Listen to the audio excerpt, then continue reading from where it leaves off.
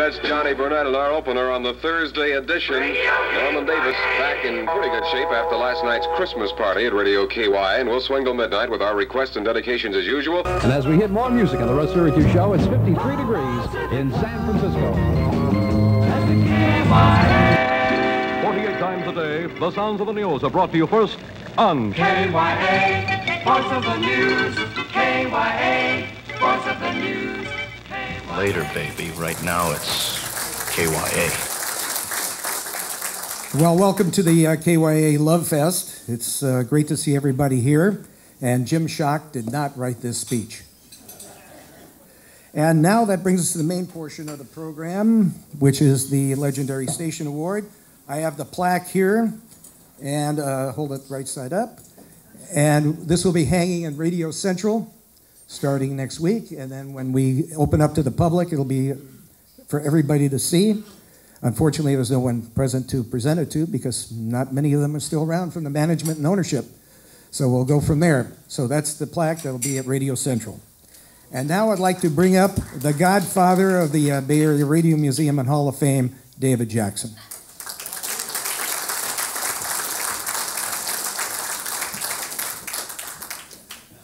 Thank you, Len. And by the time I get done, we're going to hope that Jim Schock had written my speech.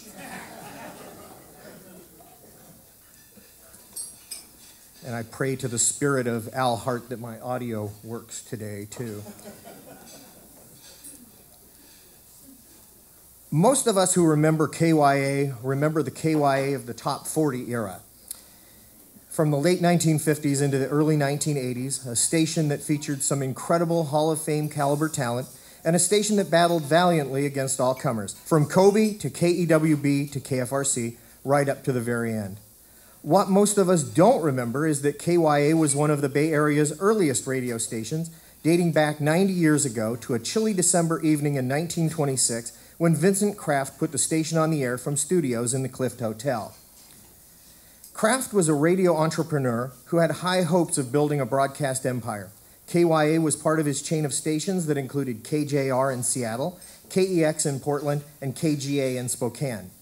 Unfortunately, Kraft's dream of a radio empire intersected directly with a little thing called the Great Depression. He unloaded KYA, which briefly became part of the fledgling Columbia Broadcasting System in 1928, and then became a key station in the original American Broadcasting Company, which was unrelated to the ABC network that came along in the 1940s. But still, KYA continued to be hounded by financial problems. In 1934, little orphan KYA found a new Daddy Warbucks, San Francisco Examiner owner William Randolph Hearst, who transplanted this little rosebud of a station into the Examiner's headquarters at 3rd and Market, and increased its coverage by moving it to the top of Candlestick Hill, where Hearst had Julia Morgan design a snappy new transmitter shack, and Bethlehem Steel erected a mighty 450-foot tower to broadcast KYA's bigger, brighter 5,000-watt signal. Programming on KYA during this era was typical of many stations then. Some hillbilly wake-up music for the farmers in the morning, homemaking tips for the ladies during the day, and some light entertainment for the family in the evening. Into the 1950s, KYA was under new ownership and moved from the Hearst building into the Fairmont Hotel. Notable voices on the station included Les Malloy, Red Rush, George Ruge, Bert Wynn, Dave Doris, and Tony Tremaine, as well as that vagabond radio artiste Don Sherwood, who had been exiled briefly and not for the last time from KSFO. The late 1950s saw the biggest change in KYA's fortune. In 1957, it began featuring that horrible teenage bop music that was taking the nation's flat-top cats and dungaree dolls by storm, playing platters by Elvis Presley, Pat Boone, Johnny Mathis, Ricky Nelson, and, well, the Platters, among others. Teens flocked to the 1260 spot on the dial to dig the swinging sounds of carefree and gay KYA.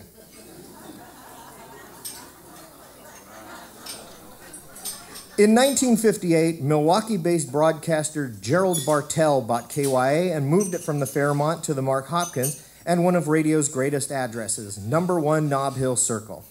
Along with colorfully named vocalists Lucky Logan, Jolly Rogers, Les Crane, Mike Flynn, Jim Stagg, Johnny Raven, and Michael Scotland, who later toiled under his real name, Michael Jackson, the talk show host, not the king of pop. KYA had some great jingles during the late 1950s and early 60s. While this pales in comparison with the magnum opus of radio theme songs, KSFO's Sound of the City, here's a little ditty that received regular airplay on KYA way back when.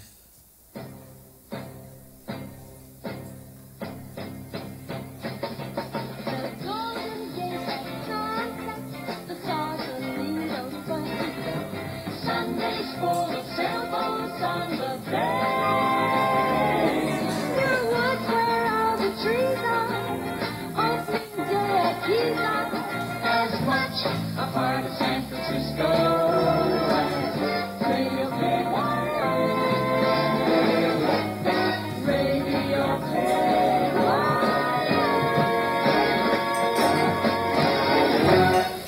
Yes, folks, they actually rhymed Muir Woods Where All the Trees Are and Opening Day at Kezar.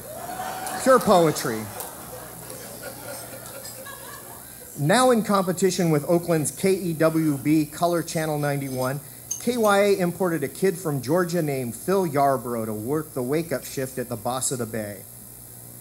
Phil Yarborough was known on the air as Bill Drake, and he'd go on to consult numerous stations, starting with Stockton's KSTN and Kino in Fresno, then on to KHJ in Los Angeles and KFRC in San Francisco, with a format he called Boss Radio that made him richer than any 10 DJs combined that ever worked under him, and spawned a new and pernicious vocation known as the radio consultant.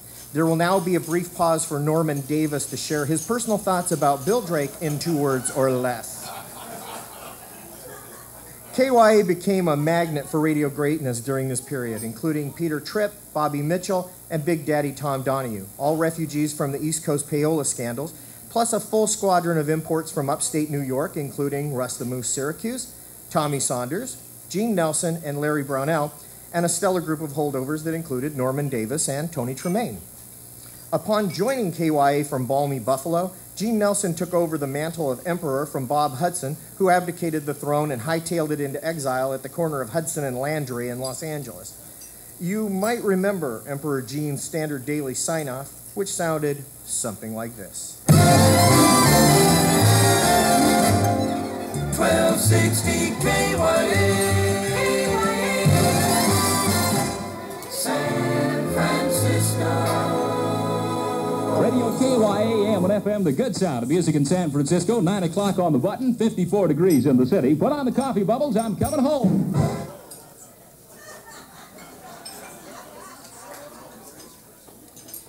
The mid to late 1960s were KYA's true golden age.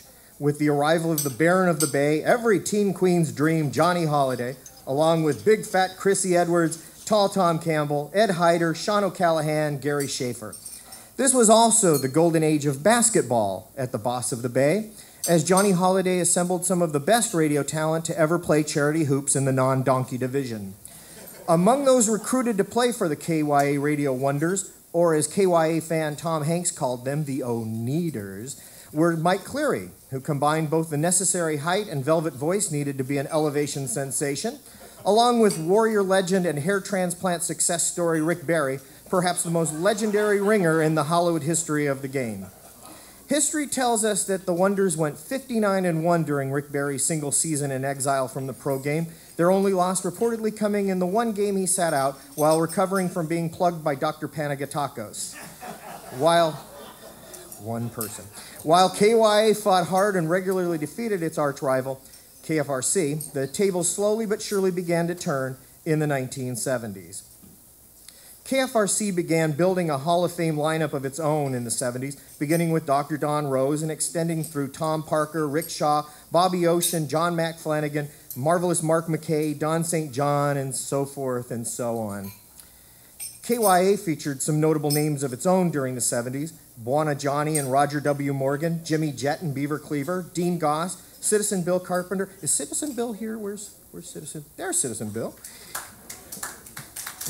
Steve Jordan, Brian Roberts, and perhaps the greatest utility man in Bay Area radio history, Buddy Holly's cousin Bill Holly, who could spin top 40 with the best of them on the AM side, or the flavor of the month, light rock, country, or golden oldies over the years on KYA's FM side.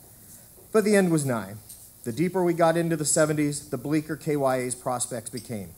Not only was KFRC putting a beat down on KYA, but FM newcomers were also starting to make inroads. There were fans like me, the diehards, that held out hope, but it was not to be. Under the rumbling, stumbling, bumbling ownership of King Broadcasting, KYA's days at 1260 on your AM dial were numbered.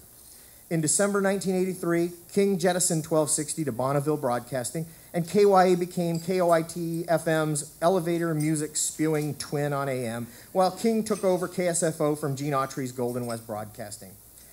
King continued to play golden oldies on KYA FM, but our beloved original 1260 KYA was gone forever from our car's push buttons.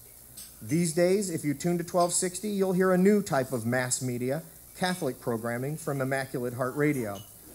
But on that very last night of KYA's long and colorful life, as the final moments drifted away towards midnight, Paula Kelly and J. Parker Antrim did something remarkable to send the old station off. They took stacks and stacks of audio carts containing years and years of KYA jingles, and they played them all. Hundreds of acapellas, call letter shouts, and jock jingles, and here's how it sounded. 1260 KYA, the Marvelettes from 1961. Well, are we ready? Oh, this is going to be great. The boss is out there. I don't think he knows yet what I'm going to do. Who cares? You know, what's he going to do? Say, all right, I'm sorry you can't play on KYA AM anymore. Yeah, right. Okay, well, what we're going to do, for those of you who just tuned in, is several people have called voicing an interest in the old KYA jingles, the 1260 KYA jingles. We're going to play every single jingle, how about that? Every single jingle we got. We better get rolling. We've only got 46 minutes left. Okay, we got a bunch. All right, we're going to play them all back to back, starting with my very favorite. Okay? All right. Please don't call in with your requests for jingles because we're going to play them all. How would you identify it anyway? They sing them to you. Haven't you ever had somebody call? The people call and they say, can you play at your home or in your car? All right? Okay, here we go. Everybody listen up. At your home or in your car, this is where you really are. See, this is the part where Bob's going to pot it down for me, because we're not going to sit here for 46 minutes listening to them all. Thanks, Bob. But you can hear it all on the BayAreaRadio.org website. You can also hear the Radio Museum's recreation of the Boss of the Bay, streaming Golden Gate Greats online at KYARadio.com and hosted by KYA alumnus Gary Mora. And so as KYA fades into the Golden West, it's time to look back on 1260 with the official interlocutor of the broadcast legends and the author of the best-read bi-weekly column on local radio appearing in a pink-tinted tabloid entertainment guide anywhere in the metropolitan United States. Would you please welcome the legendary Ben Fong Torres.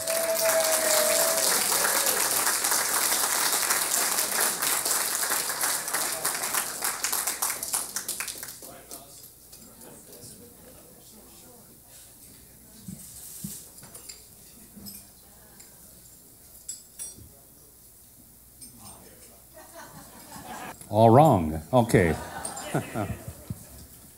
Well, hi, good afternoon. Welcome to the KYA panel. I just want to say I was born and raised in Oakland, so I was not a KYA fan. I was KEWB, color radio. But there was no denying KYA and its power. I kept track of all the DJs starting around 1959, 1960, along with collecting the surveys. So it's a pleasure to be here to help pay tribute to a great station, a legendary station, KYA. Now, the panelists can come on up. All right, we're going to move right into the quick introductions of the panelists. We have next to the guy who's next to me, Bob Anderson. If you look at the oldest survey available, the long yellow one, I think it says Swingin' 60, you'll see Mike Flynn, bearded Mike Flynn, bottom left. Bob Anderson was at KYA when it pulled the switch to top 40 and suddenly became Mike Flynn. He lasted only a year, but what a year. He went on to television and to produce award-winning specials and documentaries. He retired from KGO-TV in 1992, and I thank him for writing me in 2013 about what he called the weird carnival that was KYA. He will be telling us a bit more about that. And to my left, Norman Davis. Happy birthday. He arrived in San Francisco a few years before KYA went top 40, and when he joined, he became Lucky Logan. A new program director, a few years later, switched him back to his real name, right? It is your real name, Norman Davis? Yes. Oh, all right. 1961, and another programming change turned him into a newsman in 1962. He found a new life in the 70s on the FM side on KSAN and other stations. Norman is a member of the Bay Area Radio Hall of Fame. Norman Davis. Norman's replacement in 1962 in the evening DJ chair was Tommy Saunders. Yeah, there he is in the...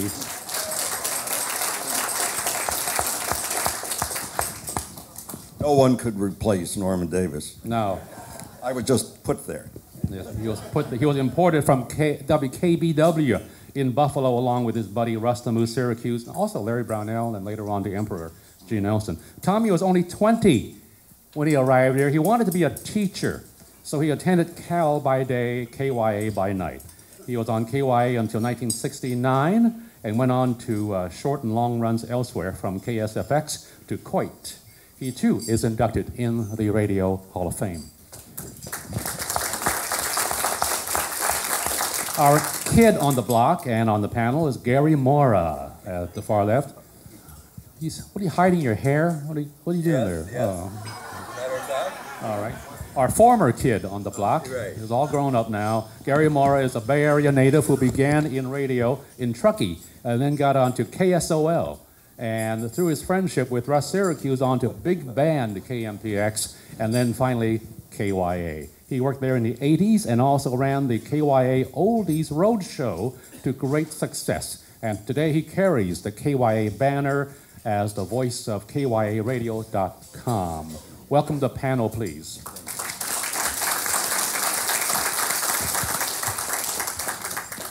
So, Mike, you were there when they pulled the switch and went top 40. What was the style early on to be a top 40 DJ? How did it differ from your being Bob Anderson on the personality station? First of all, I could play anything that I wished, pretty much. Before top 40? Yes, before top 40. And McCaw, I think it was McCaw Broadcasting that owned the station at that time. And so I was given free range, as were all the other DJs. Within, we didn't play too much heavy-duty Stan Kenton, but we were still playing some of the big band stuff. We also played a lot of Sinatra, a lot of some Dean Martin at that time. Was he still with Jerry Lewis at that time? We played a lot of Doris Day. I think he'd just broken from the Les Brown Band of renown. And we also played, I was able to interject some of my favorites, which were jazz, into the overall programming. But it was a very much a middle of the road broadcasting situation. With top 40, were you suddenly ordered to hype things up and rev things up? Well, first of all, we were given a playlist that you could only play off of this list. It was fairly large at that time. I think it was probably 40 or 50 selections on it. But in every 15 minutes, you had to play, one of the top 3 or 4 tunes. You had to play an upcoming song. You had to play a golden oldie, which may be as golden and as old as 4 or 5 weeks. And the other two you could pick from the rest of the list. That was the Bartell Family Radio's viewpoint. Well, the early top 40 formula included a myriad of features of news and traffic and weather and jingles and contests and listeners' calls in. And the news department was interesting because you still wanted to cater to the more mature part of your audience. And so you had these but they were super hyped up newscasts delivered with sound effects and beeps and this and that. Yes, and very fast, very rapid. Yes. Well, you also did news, didn't you? Mark Adams, though, for example, did the news for a good part of the day. And you, in the wonderful letter you wrote me a couple of years ago, that turned into a complete column. I should have really paid you for that. But today's lunch is on me. That's it. He had a side job, Mark Adams, DJ, newscaster. Yes, he was also Coco. No, not Coco. Bozo. Pardon me? Bozo. Bozo. He was also Bozo the Clown on Channel 4 television. Nobody knew that except the very top management and myself, because I had to take his place while he went down to Channel 4, put on clown makeup, and did a funny voice like that, so you would recognize him as being Mark Adams and the KYA News. And this is why I think on the surveys, Mark Adams' face is blocked out. So the kids couldn't recognize him as Bozo as well. Well, also, Mark Adams was not his real name. I think What it was a shock. John Allen. And he had ambitions to be an Ed Murrow in the future. And he wanted a legitimate, and we were not considered very legitimate in rock and roll radio. He wanted to be a legitimate newscaster, so he didn't want to use his name. He never used his name, and he didn't want his face shown. And he hoped to become a television newscaster. He was a good-looking guy, and I know he went to ABC network radio as a newscaster later, but I don't know if he ever worked in TV or not. Top 40 started on KYA, going up against wonderful Kobe in '58. By the fall of '59, you left, and you signed off with going back to your favorite jazz music, as I recall, signing off with the engineer Paul Boucher. Yes. What did it just drive you nuts? What was it about KYA and Top 40? It was, well, first of all, I'll be very frank, I didn't like the music. Most of the music. What a shock. I love the Big Bopper. You know what I like. and some of the stuff, but in general terms, I was a jazz fan, to tell you the truth. And my wife worked at Kobe, by the way. Kobe, the rocker that was driving us on. But anyway, it was the format of the station that really. It didn't drive me nuts. What it did is I had to play a different role. I played Mike Flynn as an actor, acting out the part with tremendous enthusiasm for every possible sponsor and every possible aspect of the news. And of course, every song that we played was grand and great. And it was so fast. We had to talk, I guess, all the time, didn't we? Remember? Oh my God! Yeah, Mike Flynn sitting in with records to spin, and all of that kind of stuff. And so finally, it finally got to me. I got rattled. One guy really cracked up on the air. One of the older fellows who was left over from the earlier, he actually did it. I had to come in from Mill Valley and take his place on a Sunday, and he was shaking. He said, wow. It's true. It's true, and he never was back on the air again. Yeah. Wow. I mean, it was a tough thing to do, and if you're doing it for 4 or 5 hours at a time, and Lucky Logan, next to me here, at one time did one of the stunts was that he stayed on for how many hours? 48 or 55? 108. 108 hours. Imagine 108. At one time they had a mentalist hypnotize you, supposed. Yeah, oh yeah, and they had, and I'll tell you, he weighed about 128 pounds at that time, and I think went down to 110 or something. So it was a nerve-wracking thing, and that's Sure, not that's just why the studio, but as with stunts, like with Norman, the sleepless disc jockey, he was called during that 4-day run. And we had a guy buried underground at one time, Digger Odell. Oh, Digger, well named too. Yeah, crazy, wild stuff. He dug that, I'm sure. Yeah. So Norman, here you are, DJ. You came here in 1955 from Spokane to work at I believe, a country station, according to Jim Gabbard, KSAY, and then Kobe, where you were given your first, I guess, maybe one of your first fake radio names, L. Knight. And then you're drafted by KYA, fighting Kobe, and now you're Lucky Logan. What did that do to you? Well, I was pretty young and naive, and I went along for the ride. But Bartell, somebody had worked for Bartell at one of their stations and become very popular and left and was using his own name, and they really didn't like that. So from then on, anybody who came to work for them had to take one of their company names.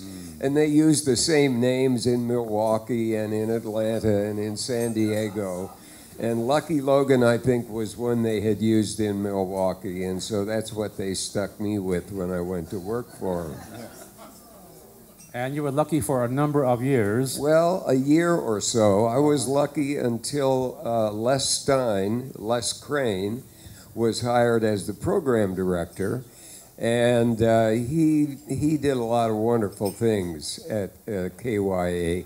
You know, I should mention, it's hard to comprehend if you never heard the Bartell Family Radio formula for on-air broadcasting. There was never anything like it. Their MO was to cram the hour full of as much stuff as you could put on the air. Not necessarily music, just stuff. Like our log was a legal-sized document, single-spaced for 1 hour. That was 1 hour of stuff. So they had public service announcement, the mayor's report, news. Yeah, anything they could come up with to separate the spots, which there were many of those too. Sometimes sound effects. Just sound effects. Yeah, we had buttons. One was an echo. One was a beeper. I don't know. We had 3 or 4 of those. And I claim a couple of records. I played, in 1 hour, I played 4 2-minute records. The rest of it was, you know, blappity black and whatever else they could come up with. But this was their method. They would buy a station in trouble for cheap, and then they would send these salesmen out with orders to get a sale no matter what. So if they could sell you 10 spots, they would give you 10 free game spots. You know, how many times can you write the word Greyhound on a postcard? And the program director who had to come up with these games was going nuts. You know, I once had 11 contests in 1 hour. Wow. So it was really like nothing I'd ever heard before. I'm surprised you didn't go nuts within a year, like Bob did. Bob wisely moved over to television and got involved in production. You stuck it out and you fought it out. And you got, in your scrapbook, I believe, you have a collection of memos from the program director. And in one particular case is Chris Lane, who also had a DJ shift. And he's on you because one evening you spent about an hour and a half interviewing a Playboy bunny. On the air, of course. Well, what happened, I was there alone at night at One Nob Hill Circle, and the doorbell rang, and so I went down to see who it was, and here was this very buxom woman, June Wilkinson, who had done a center spread in Playboy. And with her was an old character actor named Douglas Fowley, who you may have seen in many, many movies. Usually played the drunk at the bar or something like that. And they said, we're here to plug our new movie, which was some voodoo, I don't know, I don't remember the title of it. But I really couldn't resist those twin 44s, and So I invited them in. I don't think it was an hour and a half, Ben. It was more like maybe half an hour, but it was certainly against station policy. And I did. I have a nasty memo, which is over in that scrapbook, if you want to look at it. You have a lot of nasty memos, actually. Les Crane became the PD later, and Bill Drake showed up also. What a lot of names. Peter Tripp from East Coast, Paola, Tom Donahue, Bob Mitchell, Terry Sullivan from the older days, Bob Brannon. Oh, Bob Brannon. Talk about the pressures of a disc jockey. Didn't he commit suicide? Bob Brannon hung himself with a toaster cord from his shower. He was just under so much pressure, and he had been demoted from program director to some other title. And the main thing I remember about that was Bobby Mitchell, who had a wicked sense of humor, started talking about Bob Brannon's kids at breakfast, saying, "We want toast. We want toast." That was typical top good 40 taste, humor. right? Top 40 humor. Demotions, promotions, all part of the game, and you yourself had to go through that because with 1962 came yet another change, programming change that resulted in you suddenly becoming a news guy because they brought in a new young jock from Buffalo. Well, they would have fired me if they could, but we had a union contract there with IBEW, and they had a basic complement of 5 staffers, of which I was one, and Tony Tremaine was another, and they couldn't fire me. So they did the next worst thing, which was they put me in the news department, gave me Monday night off, and waited for me to quit, which I eventually did. And in came from Buffalo, from WKBW, Russ the Moose Syracuse and Tommy Saunders. Tommy? That's right. And Gene Nelson came shortly after that, and Johnny Holiday after that. But there was Larry Brownell, who was a newsman here for I don't know how long. Many years, yes. At KYA, and I guess he almost went nuts too because they put him out in the. I don't think we had a mobile unit, but they put him out to do on the street stuff. Mm-hmm. The Muni mobile unit. Yeah, yeah. But that was quite a change, of course. Clint Churchill, who bought the station from Bartel, was a very schlocky operator, as you can tell from what Norman has said. We were schlocky. It was garbage. It was really garbage radio. And one thing you have to say in Clint's favor, a lot of people didn't like him for various reasons, but he liked to run a very clean-sounding operation. He had a station in Buffalo, the extremely popular rock station called WKBW. It was really financed by his father, who was a radio evangelist, who made all his money. Well, I won't go into personal opinions about what that is, but radio evangelist. So he had a tabernacle on Main Street in Buffalo, the Churchill Tabernacle, and the call letters, WKBW, stood for Well-Known Bible Witness. Oh. And he used to do his remotes, and so he had some wonderful programming before his son took the station top 40. They had one of the great R&B DJs of all time, George Hound Dog Lorenz, at that station doing the late night show. And all us kids who wanted to hear the blues and R&B, and a lot of stations wouldn't play so-called black music.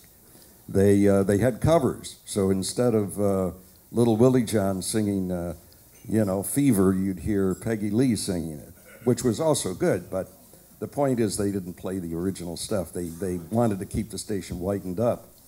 But the station was 50,000 watts, had a great signal, and eventually Churchill hollowed out the tabernacle next door and put Channel 7 in, which was an ABC affiliate, WKBW TV.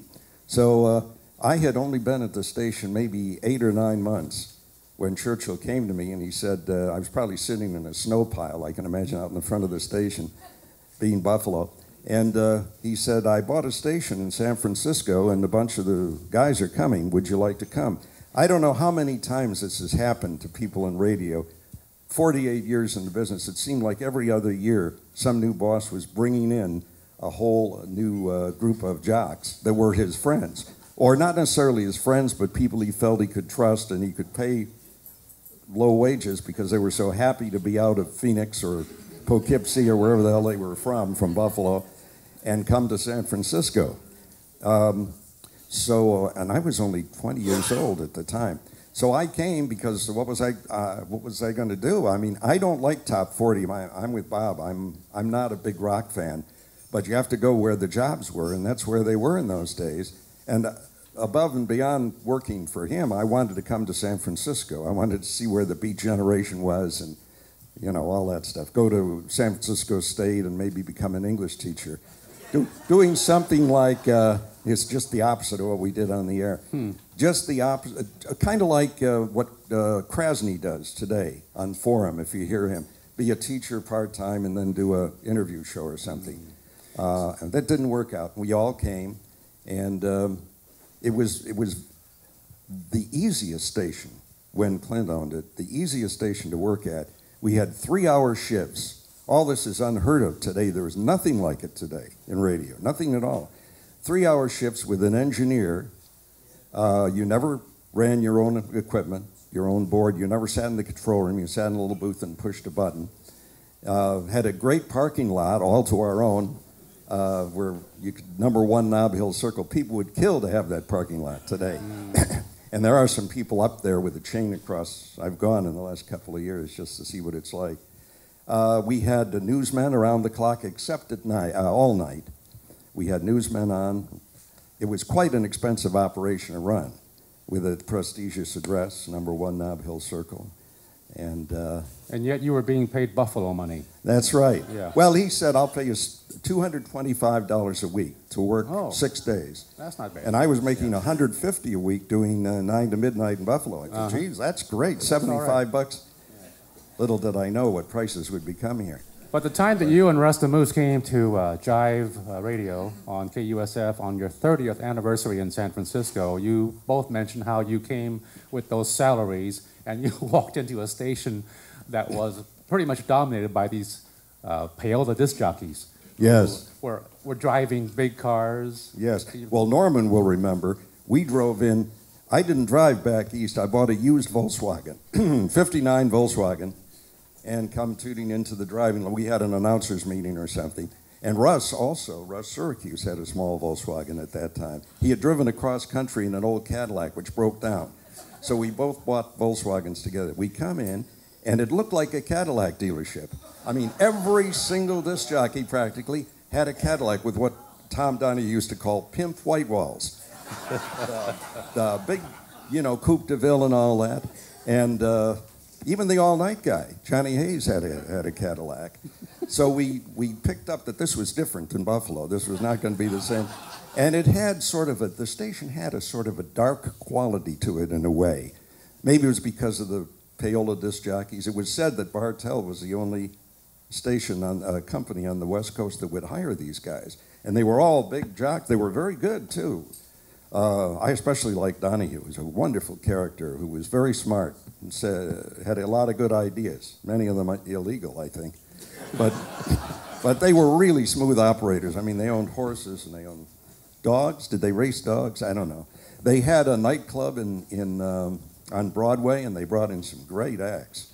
So it was quite a different scene. Then, I should mention, by the way, that despite all this, jocks and the golden era and all that sort of thing, I have it on very good authority that Clint Churchill never made 1 cent running that station. He was always in the red. And I had that from one of their salesmen. And let's face it, Ben, if you can't trust a Radio Times salesman, who? Really? Come on. but it's probably true. And because they had such a high overhead with all these people and the unions to deal with. So Bartell had dumped it on Churchill, and Churchill dumped it on Avco, and that's the way it went. You lasted a long time, huh? 62 to 69. 7 years. Well, that was because I was on late at night, and they know I worked. They would have meetings in the daytime, and the receptionist wouldn't, honest to God, who are you? You can't come, Said, I work late at night, 9 to midnight. Being a brainy guy, though, you understood the pressures too, or you certainly witnessed and experienced, I'm sure, to a certain extent. And you said it turned a lot of jocks, for Top 40 radio, it turned a lot of jocks who would have been normal people into wild men. They were wound up so tight. And Top 40, you had this bad combination of narcissism and ego on one hand. On the other hand, you had this howling insecurity because people were getting fired left and right. That's right. And Bill Drake, us. when he ran the station, was a very... he was gotten rid of quickly because Churchill didn't like him at all. He had a bunch of written down ad-libs, which he'd do for the morning show, probably so he wouldn't talk too much and space them out. And one card would say, "Good morning," and the next card would say, "Nice to have you with us," and that kind of stuff. And Clint, that's crazy. We want a morning guy who's loose and nice. And Clint had a very different philosophy than Drake. Drake was a kind of like a military guy in a way, humorless, lack of imagination, by the book. Now, it worked, of course. It worked with Drake Chenault, and, of course, KFRC just rolled over KYA when it came in. Much better signal, too. But Clint liked to have quirky people on the air, different personalities for different time shift, and he day-parted the music a lot. He played different music in daytime than at night and so forth. And it didn't work. Yeah. It didn't really work. The opposite of Bill Drake, who was really quite dull in the mornings because he just had no personality, was the Emperor. Gene Nelson became one of the first really major stars, a dominant star on KYA. We're glad to have him back in the San Francisco Bay Area. Right. He is low-key, so he's not here, but we do want to recognize a number of people who joined the station, and they include Johnny Holiday, who became a major factor. Tony Bigg was here. Ed Hyder replaced Jim Washburn in 1965, and Shine O'Callahan replaced Rustamu Syracuse on the all-night shift. I think Russ left several times. The pressure. Tall Tom Campbell. And I have a note here that tells me that he is, in fact, represented here today. Let's see here now. Get our audio guy in here. Tom Campbell, a popular voice at KYA after his arrival from WONE in Dayton, Ohio in 1967. People who listened to him cannot forget that he would loan out his own record player and LPs for parties. If you're having a party, call Tall Tom. Hey, need a record player? I'll bring it over. He would lend out his Corvette Stingray to anyone that asked. Hey, come for a ride. You want the car? All right. He could be reached by phone at home, in his car, or even shipped to shore. And he hawked numerous local businesses: Pacific Stereo, Comfort Zone Waterbeds, Matthews TV and Stereo, Top of the Hill Daily City. Tom couldn't be here with us today, but he sent this message. Well, I'm in New York today giving a speech at Consumer Electronics Week about home entertainment and technology. I wish I could be with you, but I am with you in spirit. And I want to talk to you just for a minute about KYA 1260 Overground Radio, or the Rock of the Bay, KYA. You know, this is something because back then when we came in March of 1968, and I say we, the program director Dick Starr had selected, Chris Edwards, Gary Schaefer, Johnny Holiday, who's a living legend back east as a sportscaster in Washington, D.C., and heard nationally, Tommy Saunders, Russ the Moose Syracuse, and, of course, yours truly, Tall Tom Campbell. We arrived in San Francisco, March 1968, and one of the the first weekend we were there, we went to Golden Gate Park, and it was the day of equinox, and my gosh, there's these ladies breastfeeding their babies, flower children from Haight-Ashbury walking around and dancing and frolicking with just a bottom, cover, and that's it. And it's like, oh? It was quite an experience. But you know something? That has lasted with us and stayed with us for our lives. There's no question. And what's interesting is that San Francisco had a feeling, had something that no one else had. And here's KYA 1260, 5,000 watts daytime, just 1,000 watts at night. And Dick Starr, who is really a programming genius, there's no question about it, brought us in. We all had worked for Dick one way or another. I worked with him in Miami. Chris Edwards did as well. But anyway, brought us into KYA. And I've got a copy of Billboard magazine, December the 28th, 1968. The headline, KYA topples Drake's KFRC. This was unheard of. 1,000 watts. The Hooper rating was almost 50% of the youth audience. And I remember from 6 a.m. till midnight, we wound up with a 7 to KFRC 6. It was shocking.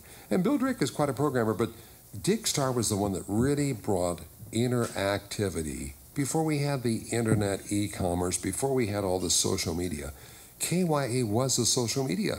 We would take phone calls, we put people on the air with us. KYA was more than just playing music. It really, really reached out. We visited the high schools, the junior high schools, even the grade schools, even colleges, and got to meet our listeners face to face. And I remember the billboards. One was says, call him in the car, call him on his boat, call him at home, call him Tom Campbell. And then back, if I recall, I think in the 70s we had Buona Johnny, Bill Holly, God bless him, Bobby Magic, Pete McNeil, Scott Thomas. Chris was moved from morning drive to the afternoon drive, 2 to 6, and I did, of course, the 6 to 10 p.m. slot. And it was just phenomenal. And today I still have people say, hey, you still loaning out your Corvette or your record collection? And we really did that. It was amazing. Now, the listener had to most certainly be insurable, but I would lend out my Corvette, which had the picture of the Golden Gate Bridge on the back and KYA call letters on it. And when I went on vacation or would leave for a weekend to go somewhere, they would take my car and drive it around. It would come back in better condition. It was unheard of. And we lent out our record collection with a turntable, of stereo, and we did things of this sort, really in touch with the audience. So I just want to say thank you so much. God bless those who have left us on this earth, who were such a part of the legend, and many of us who are still here. There's never been a station like KYA in my life. It will stay with me till the day I die and beyond. So thank you so much for the honor, and God bless you all. Thank you so much. Nice. Speaking of DJs in absentia, we're going to jump back in time now to Norm's earlier years at KYA. You have a message from one of the guys. Yes, Terry Sullivan was a disc jockey and newsman at KYA, and I begged him to come to this event, but he's having cataract surgery this very day in New York, so he couldn't come, but he sent a couple of stories, which I will read to you. He said, I was at KYA from 1959 to 1963. I was hired as a disc jockey and told to use the name Scotty Day, the name also used at another Bartell station in San Diego. I was given an afternoon shift, which was ideal for me, but when the afternoon newsman, Bob Anderson, air name Mike Flynn, quit, I thought to myself, Sullivan, you're really not a very good jock and could be fired the next time a new program director or manager comes in, so maybe you should get into news instead. So I asked management if I could have Bob's news shift. Mort Wagner, the GM at the time, somewhat reluctantly agreed, but he said Scotty Day didn't sound serious enough for a newsman. And he kicked around a couple of possible alternate names before settling on Frank Day. So I became Frank Day during my Monday through Friday news shift and continued to use Scotty Day when I did a DJ shift on the weekends.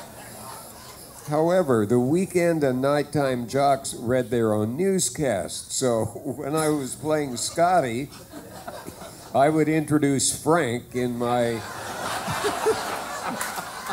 enthusiastic kid Scotty voice and then try to sound much more serious as Frank.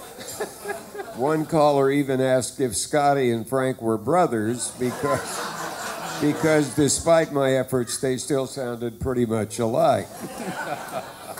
The Scotty-Frank era ended when Les Crane came in as program director and told me to use my real name. My most vivid memory of Les involved a station promotion which promised a new car to the first listener who could identify the KYA mystery man. I happened to overhear Les saying that the guy, who I believe was a car dealer, lived above Les in a 2-story apartment building in Marin County. And I made the mistake of mentioning this to my girlfriend at the time. She didn't have a car and got excited about the prospect of winning a new one and wanted me to drive her out to Les's place. I think it was in Sausalito. Of course, I refused and told her I didn't want to have anything to do with this. But on her own, she took a bus from San Francisco to Marin County and knocked on the mystery man's door, and he confirmed that he was the guy she was looking for. Les happened to be home at the time and offered to drive her home, and during the ride, asked her if she knew anyone at KYA. She said she knew me, and that led to Les telling her that she'd have to choose between the car and Terry, because if she insisted on the car, he'd have to fire me. They finally agreed that the car would go to the charity of her choice, which was UNICEF. The girlfriend and I later broke up, and I suspect she was thinking, I should have taken the car.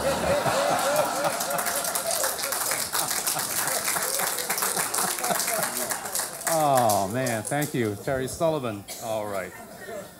Not in absentia, we have here with us a former KYA DJ. Mike Cleary is here. Hey, Mike. Yesterday, I'm doing an item about his new novel, Dick Clark Died Today. And so yesterday we had lunch to talk about it. And I asked him, I've heard rumors that you were hired at KYA mainly to play on the KYA Radio Wonders basketball team. And he wasn't sure about that because he didn't have much basketball experience, but he recalled meeting the manager during the hiring meeting, and the only question he was asked was, how tall are you? And when Mike said, I'm 6'2", the boss said, when can you start? Good going, Mike. Good long run in radio.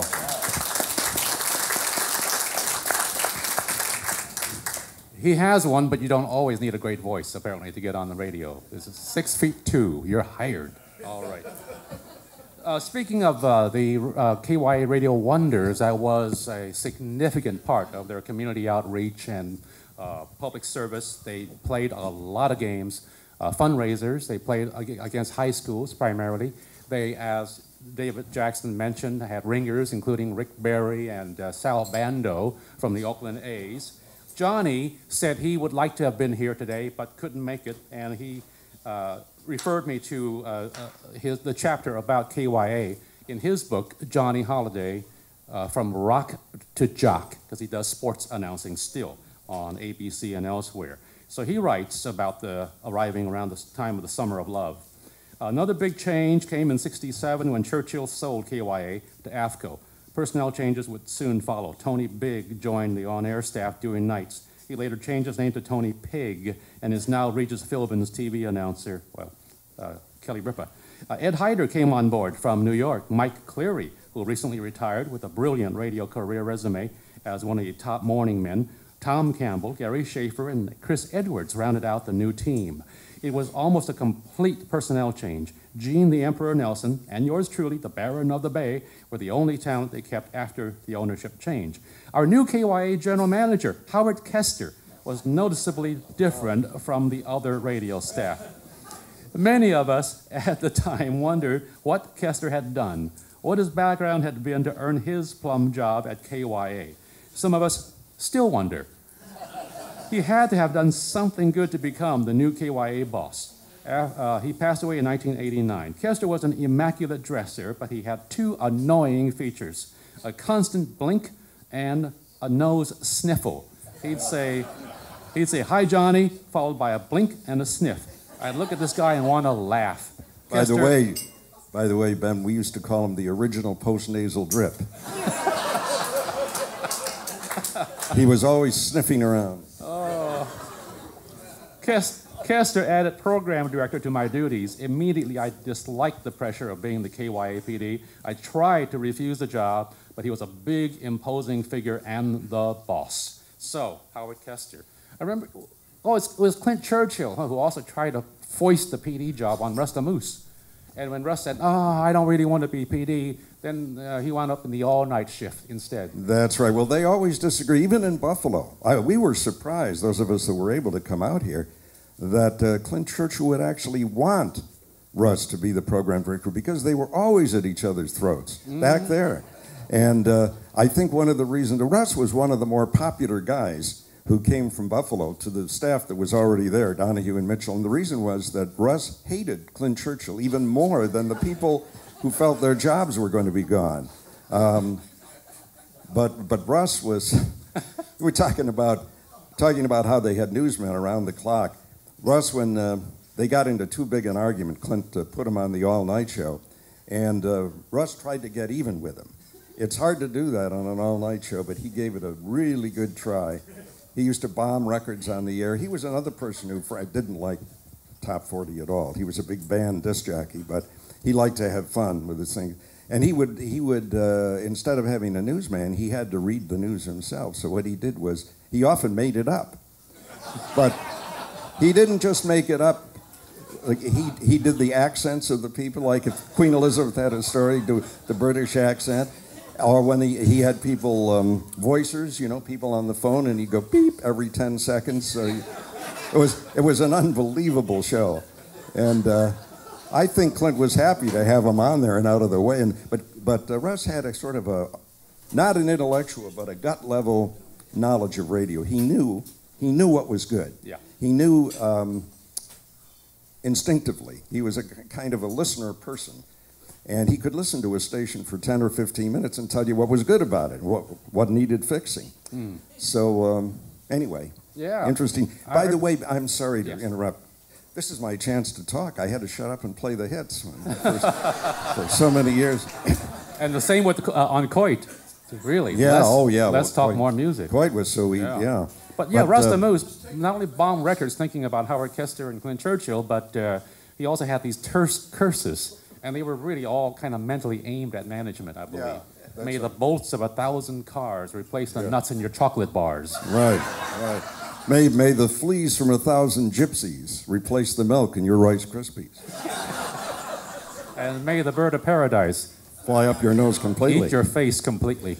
But you mentioned Tony Pigg. I thought he was a very interesting, I would say a transitional figure between Top 40 and FM album rock. Mm-hmm. He was good at both, but he went over with Donahue, as Norman did, and was excellent at KSAN, and is still working to this very day. Yeah. But he's an example of a guy who was able to switch. He was very flexible in that way. He could do a tight format, and then he could also sound really good playing albums and picking his own music. As you say, so many DJs had more interest in jazz, blues, soul, because they got into the business music, because they love music. So when you went to the other format, like freeform with Norman, for example, it was easy because that was really what they loved, the music you loved. All right. Thanks to Cynthia for some DJ lineups that remind us that in 1970, the lineup included Buona Johnny, Pete McNeil, Chris Edwards, Tom Campbell, Dave Stone, and here with us today, Scott Thomas. Scott?